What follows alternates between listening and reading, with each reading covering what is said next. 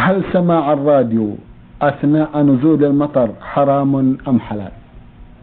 سماع الراديو لا يختلف في أي وقت، في وقت المطر وغيره، إذا كان السماع لما أباح الله من القراءة والنصائح والأشياء التي لا حرج فيها يسمعها المؤمن في وقت المطر وفي غيره. أما إذا كان السماع لما حرم الله من الأغاني الخليعة المنكرة وأشباه ذلك ما حرم الله وآلات له، هذا لا يجوز، لا في وقت المطر ولا في غيره. بارك الله. لا يستمع الأغاني والملاهي والموسيقى والعود والرباب حتى في غير المطر، لا في الليل ولا في النهار، بل يتجنب هذه الأصوات الخبيثة، ولا يسمع إلا ما أباح الله من قراءة القرآن أو الحديث الشريف أو نصائح أو ندوة علمية أو أخبار يسمعها.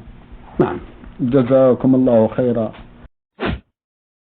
توحيد الربوبية منصوص عليه في القرآن، توحيد الألوهية، توحيد الصفات، كل هذه الأشياء منصوصة في الكتاب والسنة